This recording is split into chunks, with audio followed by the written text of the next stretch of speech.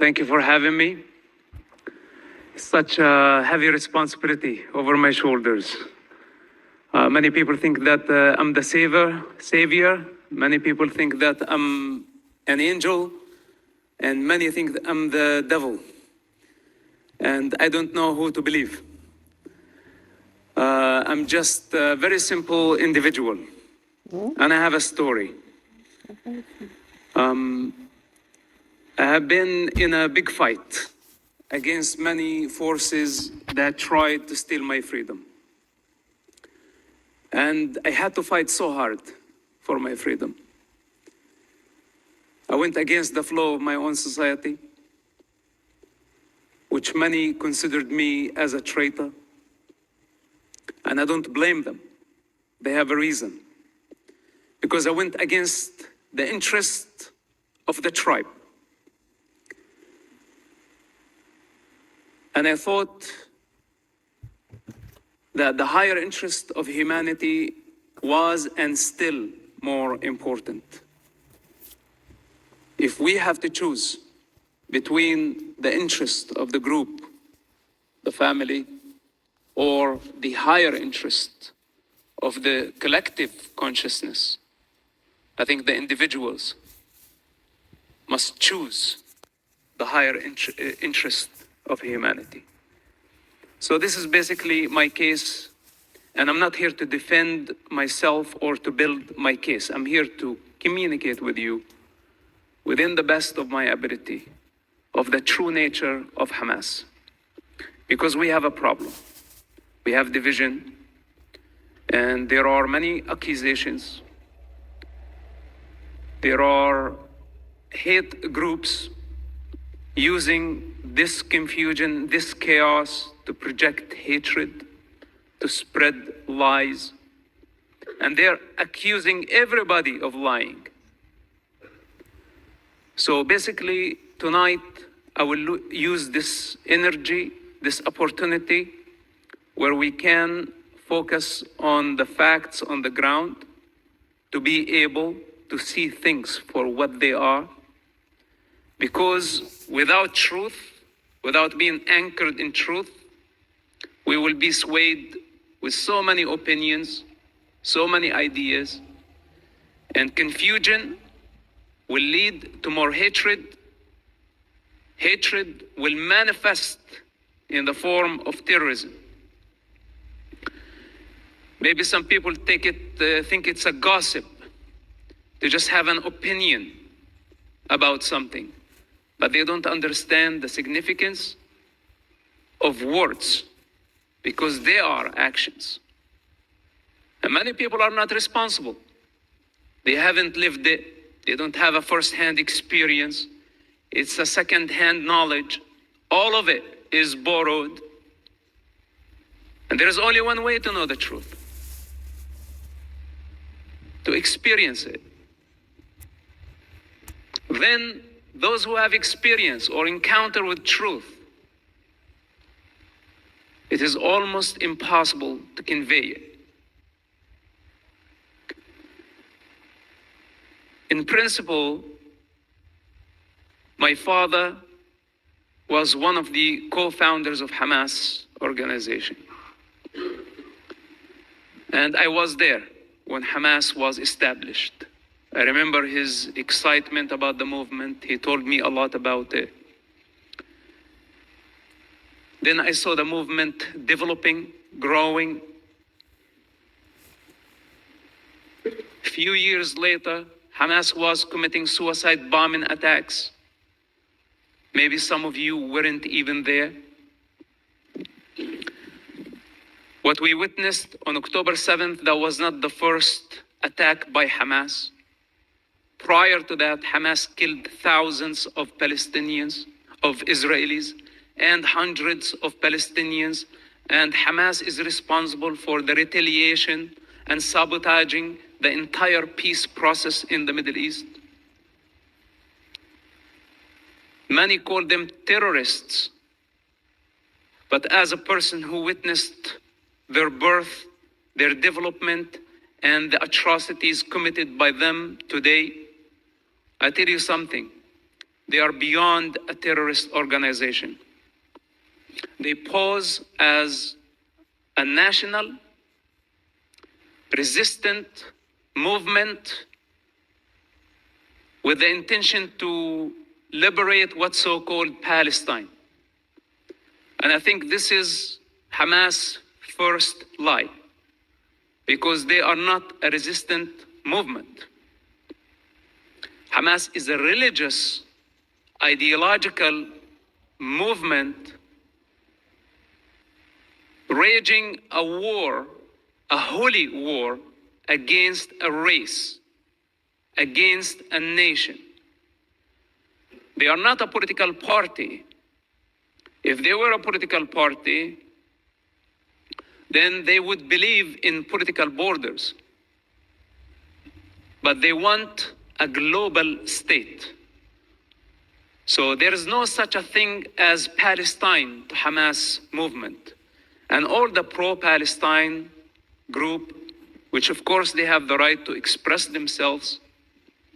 I'm not against freedom of speech, that everyone have their own independent opinion. But unfortunately, they are given directly and indirectly support to a savage group that just committed genocide against entire communities. They wiped out everything in their way, killing children, women, raping, burning, systematically, ethnically cleansing a race only because they are Jewish.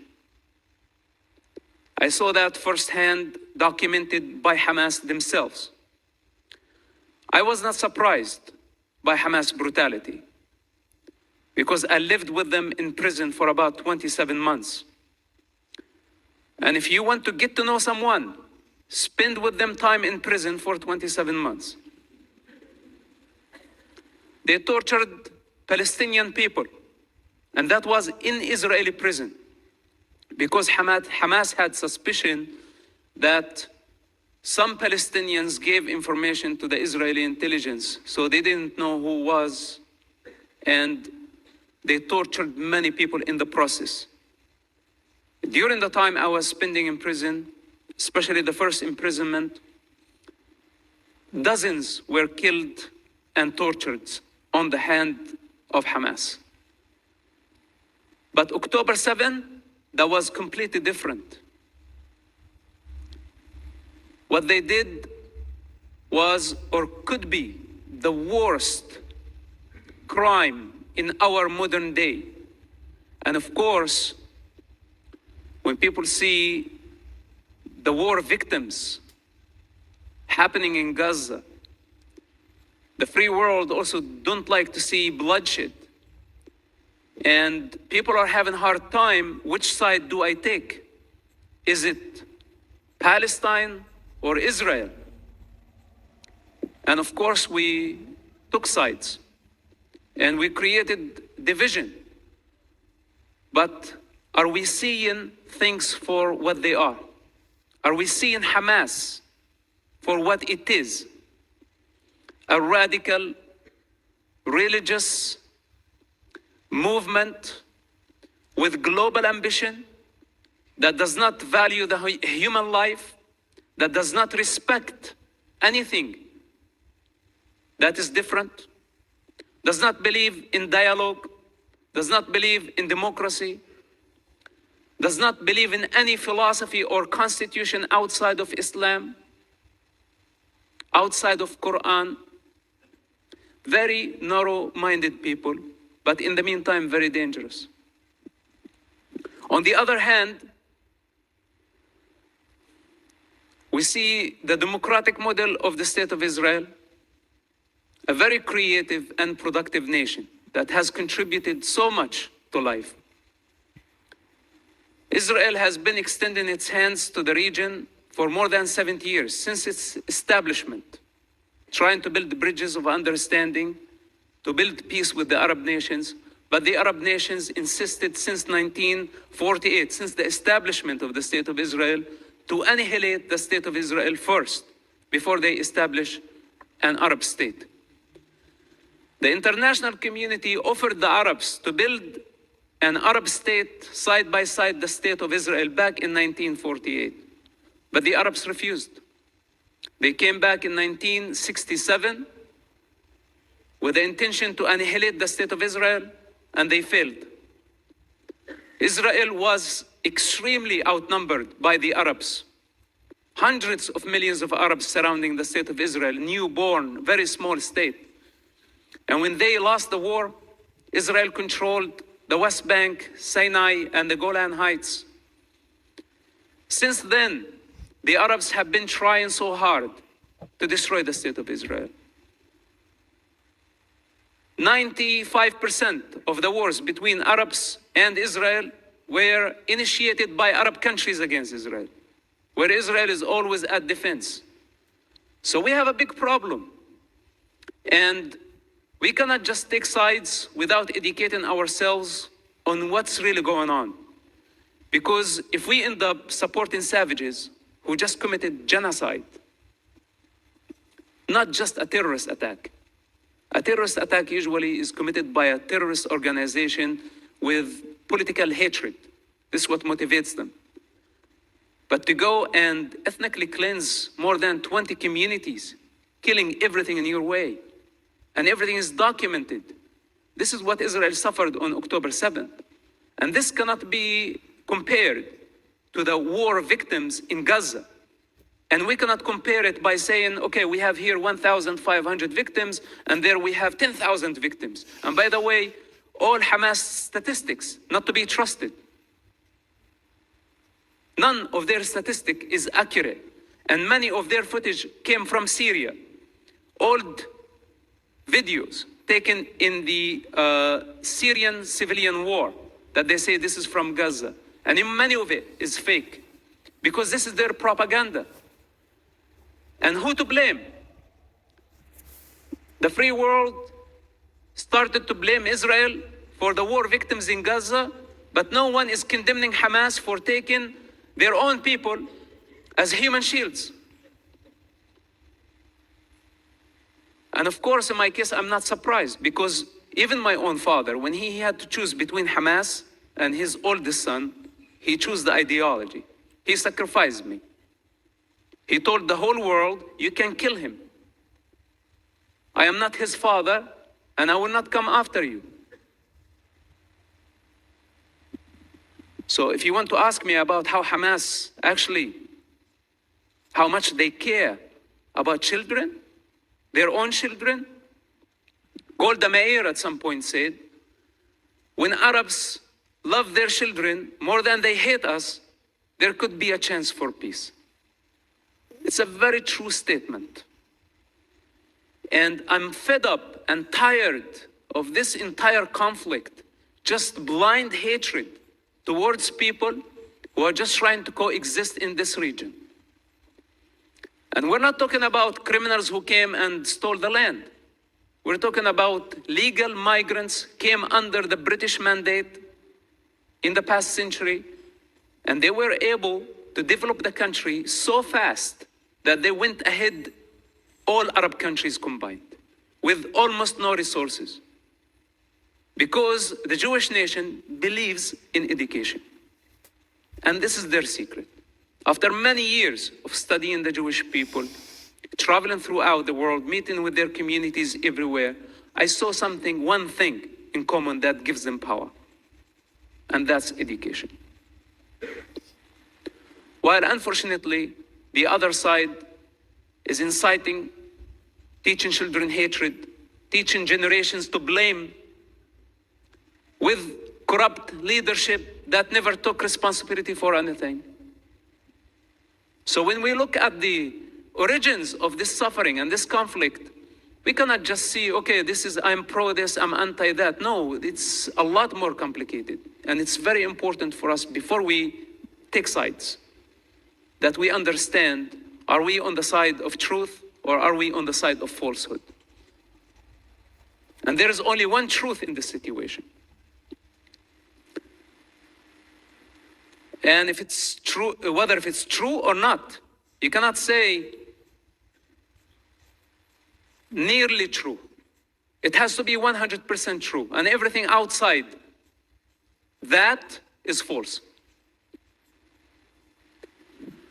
So I can go on and on for eternity. It's very important to understand before I finish this introduction, and we can move then to questions and answers. And I would like to communicate with you directly to see what's on your mind. And I hope that I will be able to satisfy your curiosity. But before we go there, have you noticed that everybody within the Palestinian leaderships have been asking for a Palestinian state, Palestinian state? But none of them is talking about a Palestinian nation. Because in order to have a state, you need a nation. And all these selfish leaderships, they just want a state. They don't want a nation. Because a state brings power, money, prestige, entourage. And a nation requires selfless leadership, where a true leader has to give up all desires in order to build a nation. It's totally the opposite. And none of those so-called leaders of Palestine, from Yasser Arafat all the way to Hamas, bunch of criminals. I'm responsible for my words. Bunch of criminals that stole people's resources. The most corrupt revolution in history. It's not in their interest to end the conflict because they profit out of it. They know only how to thrive in chaos. They don't know how to create, how to build.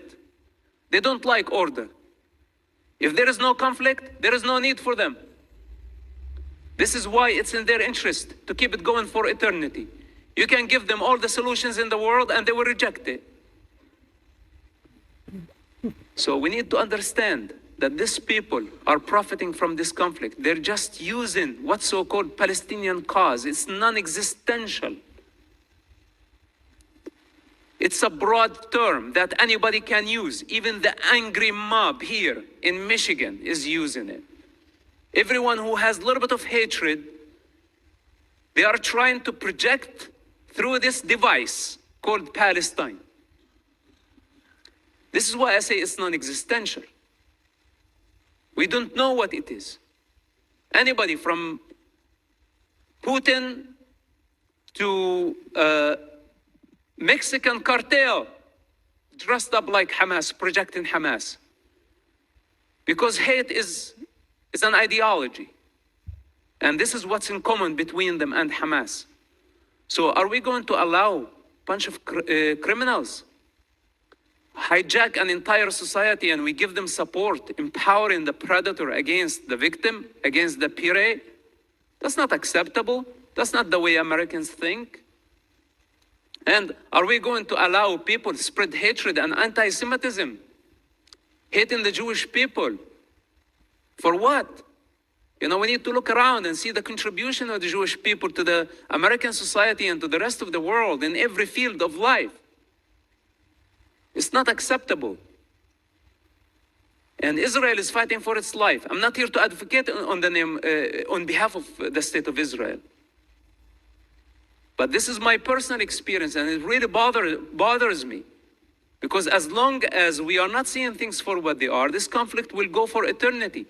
And this is not only Israel's fight, by the way. This is my fight as well. Since I was a very little child, Hamas wanted to destroy me.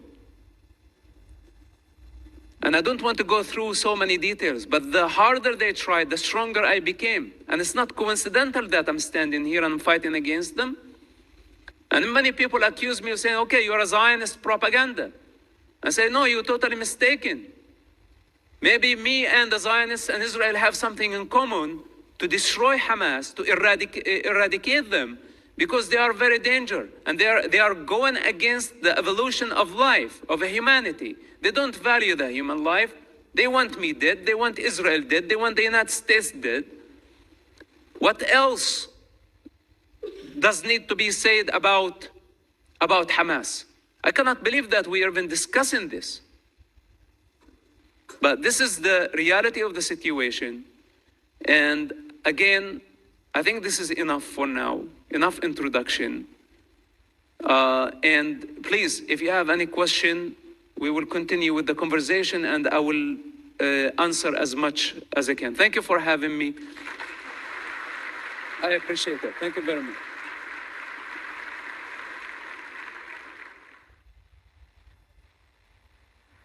Thank you.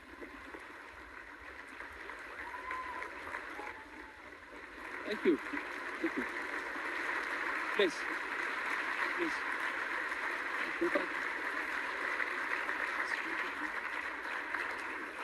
Mosab, thank you so much. That truly was amazing. And now the program will continue with the fireside chat between Mosab and Ted, which will be mediated by Max Katz. Thank you.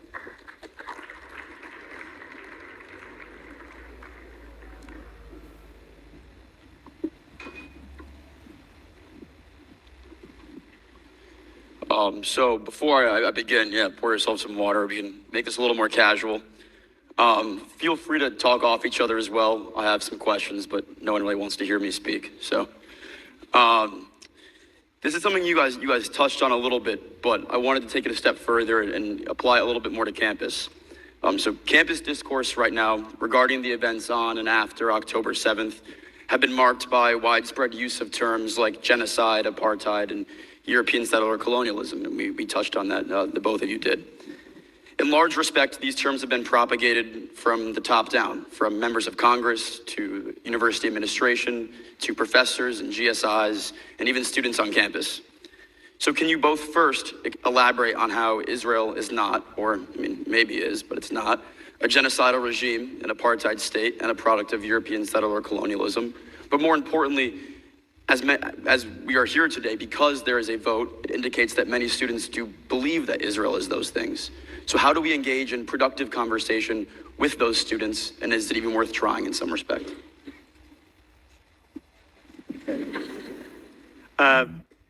Thanks. First of all, I just, Max, I'll answer the question, but I want to take a moment, Mosab. I have the privilege. I served in Congress for a long time. I now have the privilege of running a big NGO. I spend time with a lot of important figures that I've been honored to meet. There are very few in all the years that I've done this whose presentations I just would consider heroic, and I think that's what we saw tonight, and I want to acknowledge it and thank you for it.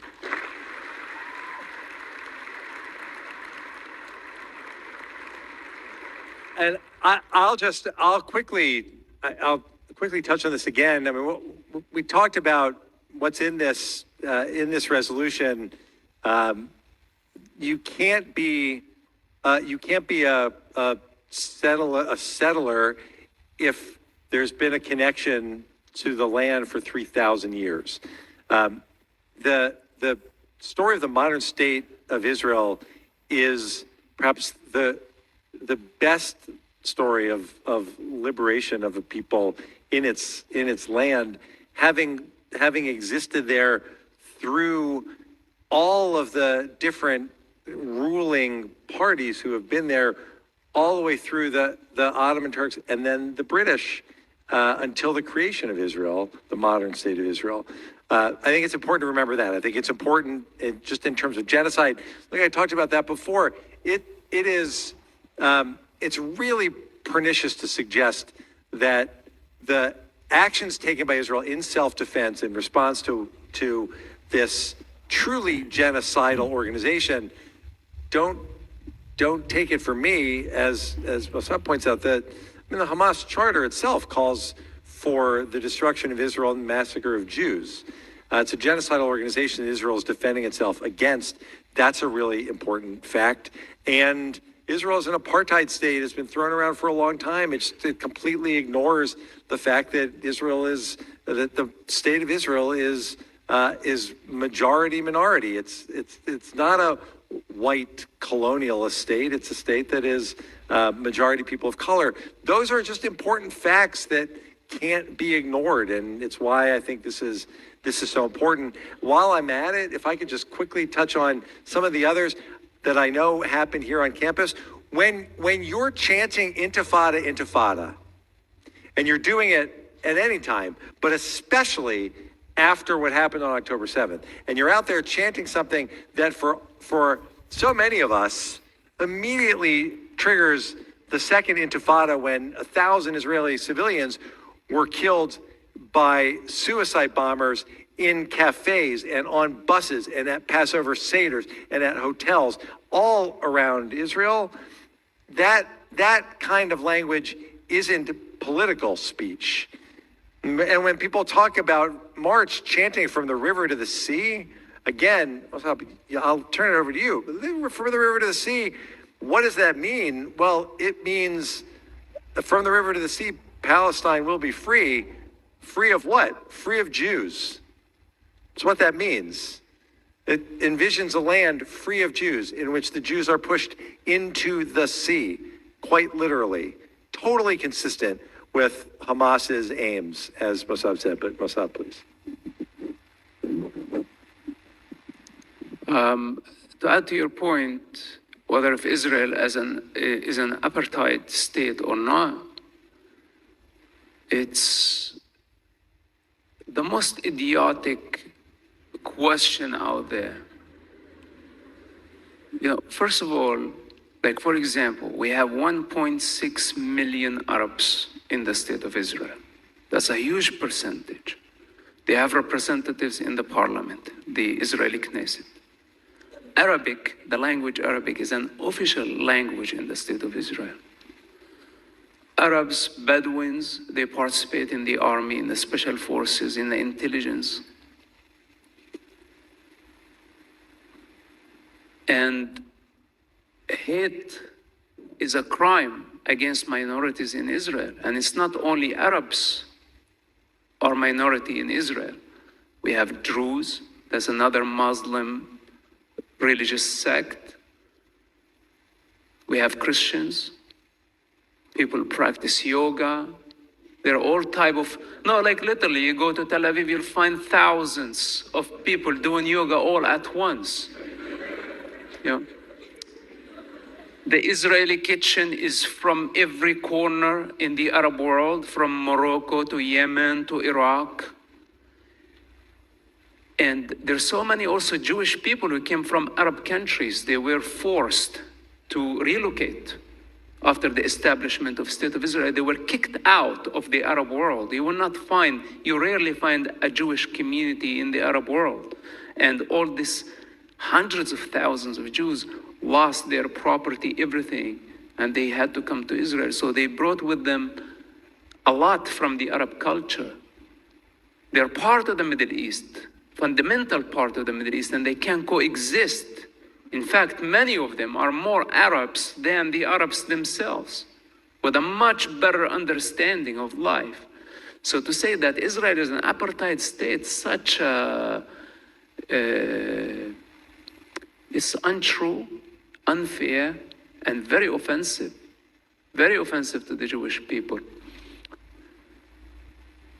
Israel is pro-life. It's a civil constitution where every minority is protected.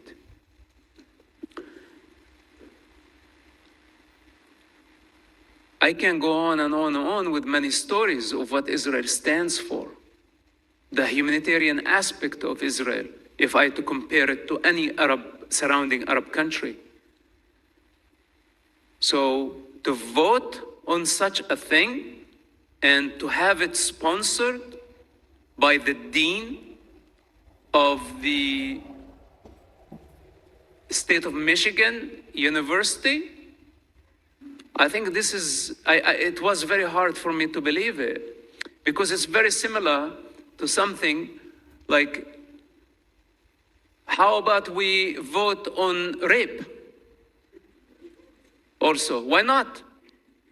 You know, if it's a matter of opinion and the opinion of a majority, we can just vote. And if a majority of people say, oh, rape is okay, then it's not a crime anymore. There are certain things that we cannot vote about. They're just common sense, that we know that the truth of the state of Israel is democratic, it's civilian constitution, it believes in a human value, it believes in diversity, it protects the rights of minority. End of the story. The United States of American government understand the reality on the ground. Intelligence services, they know. European Union, they know.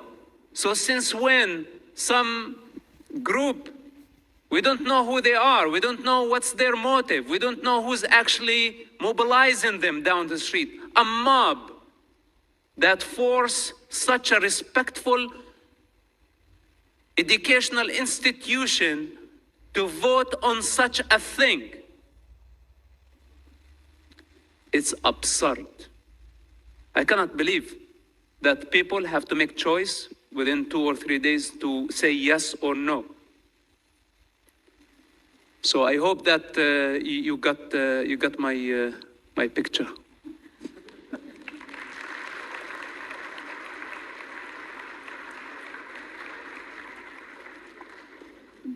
Thank you both for that, Congressman and Mosab. I think what a lot of students on campus are struggling with is that many students do believe these things, and so they are not only in our classes, but maybe our friends and our roommates.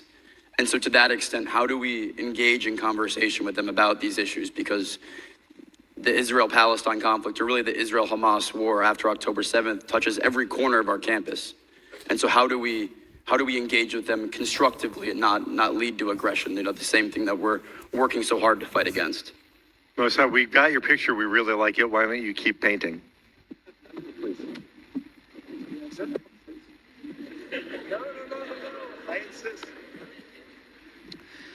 Well, I think dialogue.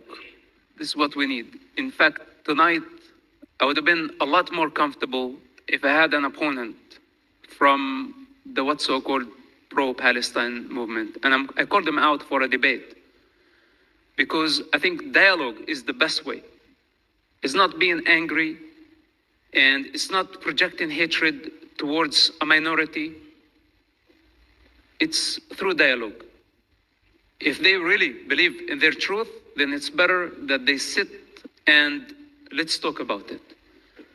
And I invite all of you to talk to them if they are willing to listen. And many people are in denial, and it's very hard to rationalize with them.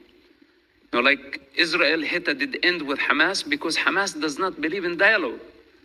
Hamas did not want to drop their idea to destroy the state of Israel. So how can you sit down with such a group who wants to annihilate you? In principle, if they believe in your existence, then you can sit down with them. It's why democracies should never negotiate with terrorists. This is a principle. Why? Because terrorists don't believe in dialogue, don't believe in the foundations of democratic model. Hence, democracies don't legitimize terrorists by sitting on a negotiating table, because you can never satisfy their ambition as long as they use violence to achieve their political agendas. So this is what makes us different. And this is how I would like it to be in the United States. Now, I left a region full of bloodshed because they don't have dialogue. This is what makes the United States of America superior. Because even though I have different opinion than yours or than theirs, we figure it out through dialogue, through democracy, through voting, through election, on solid foundations, and the common sense that we all agree on.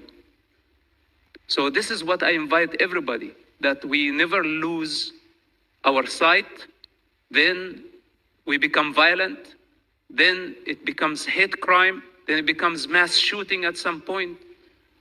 We don't want the United States to become a Middle East. Please don't do that. Look, there is a lot to agree on if people are willing to engage in dialogue.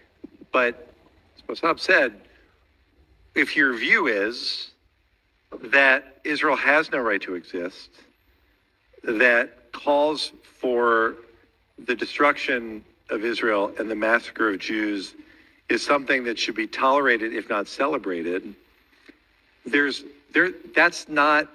no room for constructive dialogue. That's not where most people are.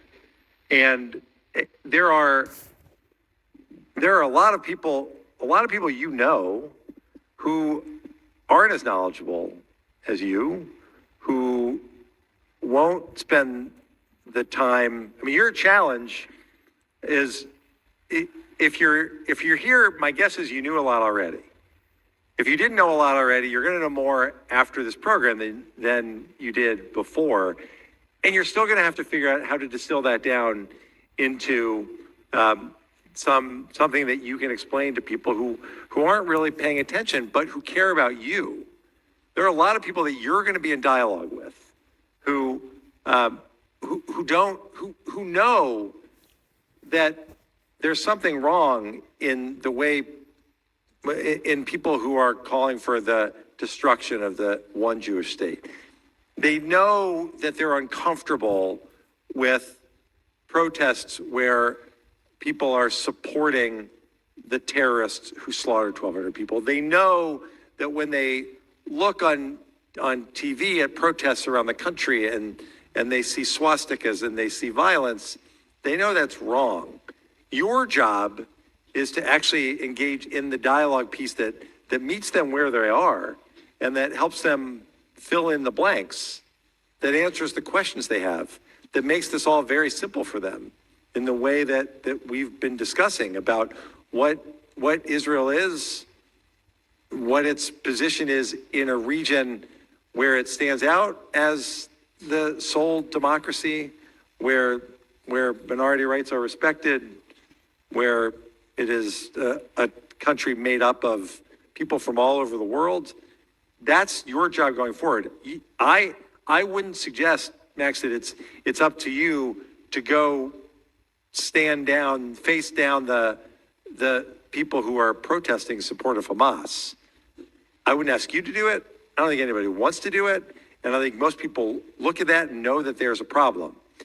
But for all of the people that you do know and who care about you and will listen to you, then helping them understand what's at stake here in this vote and what it means to the university and what it means to you personally, that's the kind of dialogue that can help really move things forward on this campus. Absolutely, and thank you both. I'm glad you guys touched on the idea of Israel as a democracy, because that's kind of the next place I wanted to go. But Mosab, when we spoke earlier today, you mentioned that in some capacity, one of Israel's biggest impediments is that as a democracy, it's limited in its ability to fight in the same way as Hamas does, and that impedes its ability to eradicate Hamas in its entirety. So in this specific instance, would you say that you see democracy as a barrier to peace? No, not at all. Because what's the alternative to democracy? And what's the alternative to the democratic process? It's chaos, it's violence, it's destruction.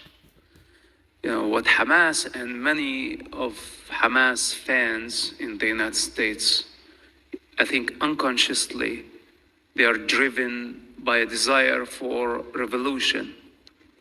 They want a quick fix.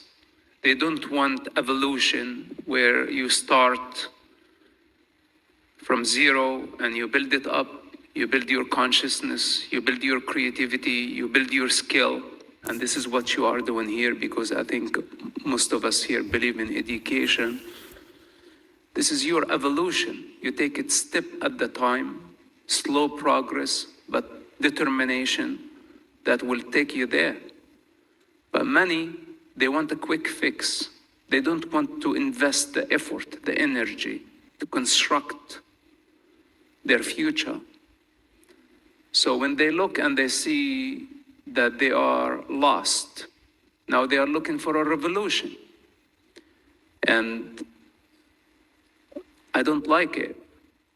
I think for the 21st century, we arrived at understanding that evolution works and slow progress is great. And we live in a dependent existence. So all this hatred, let's go, let's kill them, they're the bad guys, and taking sides and expressing rage. This is not the way, because they pay the bill in blood. This is what revolution does, and this is Hamas mentality and many other revolutions around the world. Call it Palestinian, call it Che Guevara, call it Fidel Castro, call it communism, whatever it is, it didn't work. I like the American model. So democracy cannot be an obstacle in the way towards peace, but democracy cannot coexist with narrow-minded people who believe only in violence to dominate. This type of individuals, as long as there is a human society and there is a human condition, we will have this type of individuals. Throughout the centuries they exist today, and they will exist tomorrow. That they are lazy, that they love to blame, and they don't like to take responsibility. Delusional, they don't see things for what they are. Why do we educate ourselves? Why do we adapt Plato and Socrates and the Greek philosopher approach towards the human problem? This is democracy. Because when we don't see things for what they are, we put them to practice for a term, 4 years, 6 years, and if the theory doesn't work in practice, we drop the theory, we move on, or we adjust. That's the democratic approach. And I prefer this because the alternative means chaos, violence, confusion, hatred, where nobody is safe to go anywhere. Democracy is not perfect. And democracy is in fact a cure. It's like a medicine for something called the human condition, that we don't see things for what they are. So democracy is a solution. It hasn't solved the human condition or the human problem, but I prefer a climate where democracy is dominating, not a bunch of savages who want to dominate, have limitless lust to dominate territory, humanity, power. There is no room for this type of individuals, and I think all democratic models around the world, in the United States, in Israel, and in Europe, wherever they are, should be united, fighting united against any savage group to prove them wrong, that humanity is united against this type of narrow-minded people, radical savages who want to destroy, steal, and dominate. It's not acceptable. So democracy isn't the problem. Democracy, in my opinion, is the solution for this type of situation. And what does democracy give you? It doesn't make it harder. It's the answer. And this, what's happening right now, is it's a moment that requires moral clarity, something that we're too often uncomfortable talking about. But this is democracy on the one hand, and exactly what Mosab said, the violence and the chaos and the hatred of another entity. This isn't This isn't a democratic debate about what's happening. This is a democratic state in the state of Israel, and it's a terror entity that runs Gaza, that has sown fear among its own people, that has taken the billions of dollars that have come into Gaza, meant to take care of the people of Gaza, used instead to build these terror tunnels, and the command centers underneath Gaza, the places where the terrorists go to hide while they take the civilians and they put them in harm's way so that they can sacrifice them because they think that more dead Palestinians will help their cause across the world. That's what's happening there. Contrast that with what happens in a democratic state. In the democratic state of Israel, instead of the hatred and the violence, you see a country that where women's rights are valued and prized, where LGBT equality is valued and prized and recognized. You see a country that is leading the world in combating climate change. You see a country that is the first on the ground anywhere in the world where there's a humanitarian disaster, providing relief to whatever that country is and whoever its people are.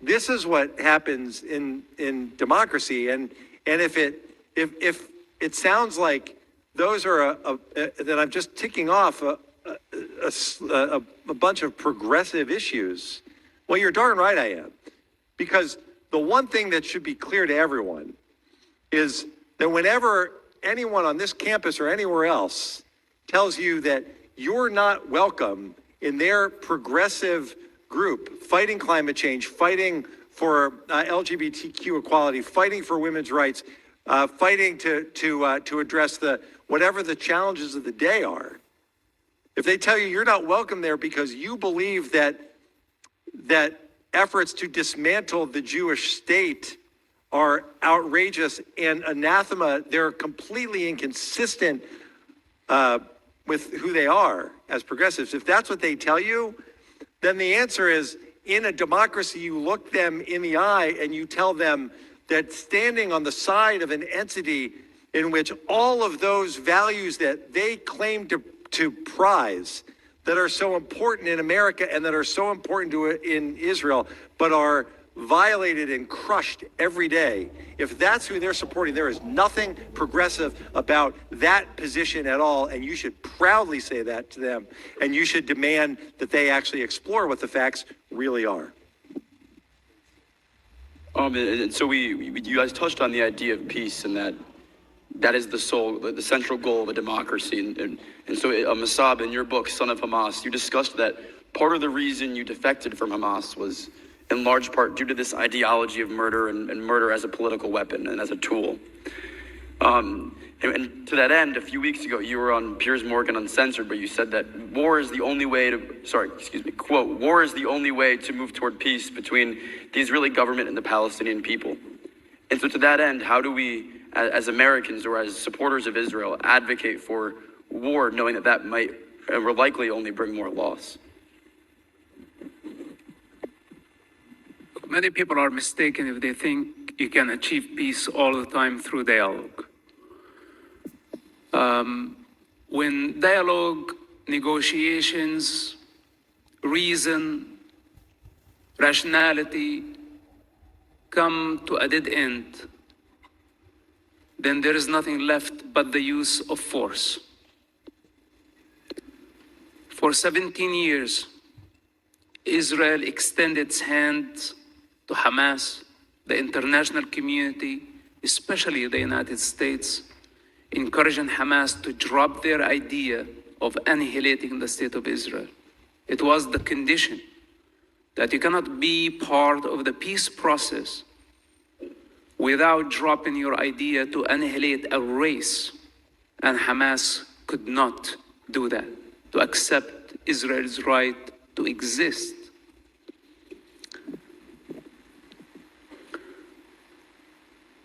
Without going back through the history of Hamas and how many crimes they have committed since their existence, 35 years in the making, building momentum. And on October 7th, they committed a genocide. This is a very important thing to understand. First of all, that Hamas nature is not a national organization. It's only using a national cause called the Palestinian cause, and a very broad term. Keep that in mind. Second, they commit a genocide, not a terrorist attack. Don't be mistaken. Define a genocide. Look into the Hamas own media documenting their attacks and see what they did to humanity. The darkness, the embodiment of evil. Then it did not stop there. They escaped after their crime, and they took an entire society, the Gazan people, as human shields. So Hamas' first crime was committing a genocide against the race. Then they took human shields. Children, women, building bunkers, tunnels under hospitals, schools, using schools' mosques as missile launching pads. This is their second crime. The third crime against humanity. They kidnapped infants, children, women, elders, took them hostages with a demand to release mass murderers. You saw the infants, you saw the children. How can anyone with consciousness still believe that this is a political issue? Anyone who sees things for what they are, he say or she say no to this. You are swapping or exchanging infants, babies, with monsters who have blood on their hand, spending 100 years supposed to be in prison. They want these terrorists, those savages, back on the street. This is why Hamas took hundreds of hostages. This is their third crime. Multiple crimes against humanity done simultaneously by the same savage group, and we're still debating whether they are okay or not okay. So Israel was left with no other choice but to use force. And force is the last resort. Philosophers in the East and in the West, enlightened avatars, validated the use of force when all other means fall. And in this case, in Hamas' case, there was no way around it but to use the force. There are civilian casualties, but their blood is on the hands of Hamas and on the hands of Hamas alone. Because Israel warned the civilians of Gaza to evacuate. It gave them 21 days to escape, but they still insist on staying to give Hamas cover. You know why? Because unfortunately, many Gazans support Hamas and many Gazans voted for Hamas. And the majority of Gazans hated Israel. And many choose to be silent. And a majority of the Arab world, not only the Gazans, failed to condemn Hamas and say this does not represent the Arab people. They failed to condemn Hamas. This is their biggest mistake. And when such a society fail their moral responsibility, at least, I don't want to say to eradicate Hamas, but at least morally, to take a moral responsibility and say, we are different. This does not represent our religion, our culture. But instead, they gave Hamas cover and they failed to condemn Hamas. This is their problem. So Israel is left with no other choice but to defend itself. And all the victims of Gaza that you see, remember my words, they are war victims. Very different type of victims than October 7 victims. October 7 victims, they were victims of a genocide. This is the highest crime can be committed, a genocide, where you systematically kill people, move from door to door, annihilating everything in your way. This is what Hamas did, indiscriminately. What's happening in Gaza, Israel called the people, say, evacuate this building because we have a tunnel under. Then Hamas go with their propaganda using pictures and videos from Syria to say, look what Israel is doing to us, while they are the ones hijacking an entire society using Palestinians as human shields. This is the devil in action. So, of course, there is no other way but the use of force. And with this, I conclude. The United States of America, after the savage attack against Pearl Harbor, where 400 Japanese suicide airplanes hit the harbor, the United States immediately developed the dirty bomb. And they wiped out Hiroshima and Nagasaki 4 years exactly after this attack. When they did that, the war ended.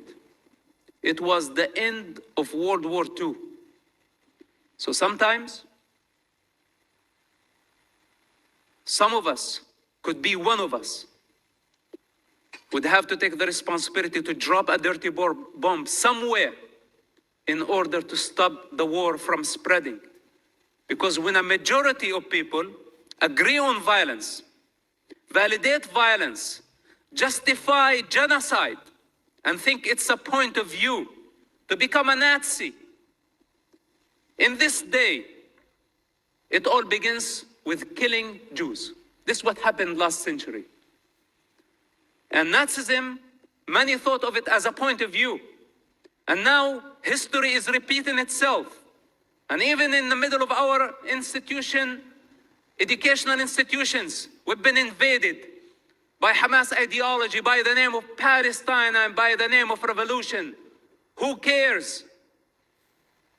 Anti-Semitism is Nazism, and it's rejected. It should be rejected on this campus, should be rejected everywhere in the United States. The United States should be the last country that allow this type of mentality to express itself, because Nazism is not a point of view.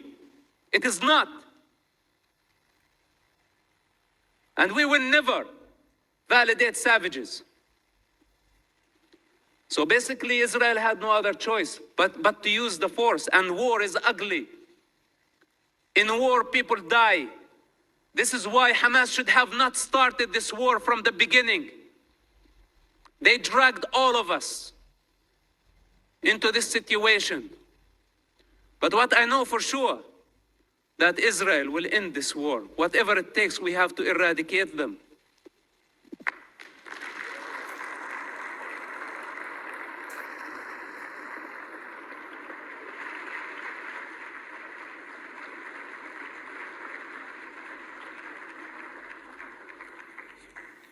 To be respectful of everyone's time, looks like we have about one more question left.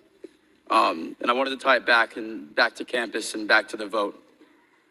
Much of the dialogue on campus is primarily seen through AR 13025, accountability in the face of genocide, focuses heavily on the past.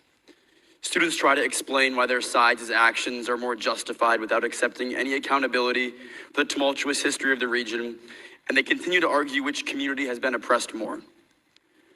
But as the future leaders of the next generation, we know we can't change the past, but we can influence the future. What conversations do you think we should be having to do so?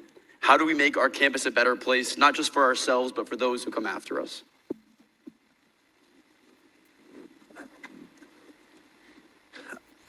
I don't think it means not talking about the past, but I think perspective is helpful, and perspective in this region in particular. When when having a conversation about the Middle East, it's really helpful as you have these conversations to try, you want to shape the future. It's really helpful to widen the aperture of the lens. It's really important to look at Assad slaughtering 600,000 of his own people in Syria and asking where the attention of the campus was then. And how do we work to make sure that we're focused on the actual atrocities that are happening in the region? The same thing is true, we should ask about Yemen and the hundreds of thousands of civilians who died in Yemen. And we should ask, where are the same people who claim to be so interested in the oppressed, who are turning away from China's ongoing repression of the Uyghurs? And where are the people who claim to care so much about the rights of free speech? Where were they as Egypt was rounding up journalists after what happened there and throwing them in prison? If we're going to shape a positive future on this campus, it requires that we understand the facts about what's happening in this situation. And I think everyone will leave here with a much deeper understanding of that. But it also requires understanding the obsession that those who are responsible for this resolution have, the obsession with Israel, the obsession with Jews, and the refusal to recognize that there is a bigger world that this campus should be focused on, that there are real abuses that are taking place and that have taken place when too many have been silent. If we're going to think about what the future of this great campus looks like, it starts with that. I'll just finish with this. I know, I was privileged to spend 7 years here. I know how thoughtful students are, how talented students are, and how much you have to contribute to the world.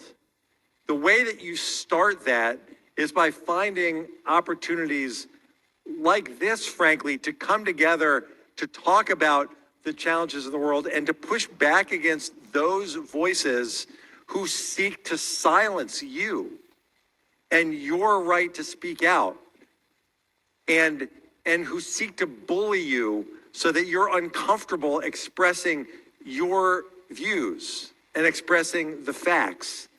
The best thing that you can do to shape the strong future on this campus is to make sure that every person that you know in all of your classes, in your fraternities, in your dorms, that every one of them understands that this vote this week is actually about the future and the kind of campus that this is going to be, and whether everyone's voice is going to be respected.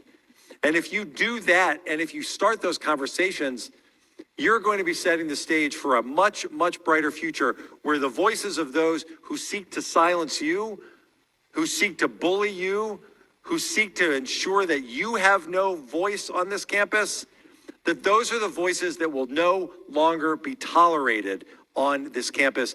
This great campus must be a campus for everyone. You're being here tonight, you're participating in this event, and your willingness to spend the next couple of days sharing everything you know with everyone you know will help set a course for a much brighter future here. And I'm so grateful that that's what you've all committed yourselves to. And I appreciate those efforts that will ultimately lead to a dramatically better way forward. Thanks for the opportunity tonight. And thanks to all of you for what you're doing. And thanks to the organizers for planning this.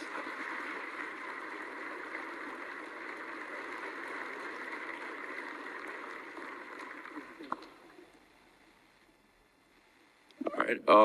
Mosab, do you want to say anything else before we wrap up?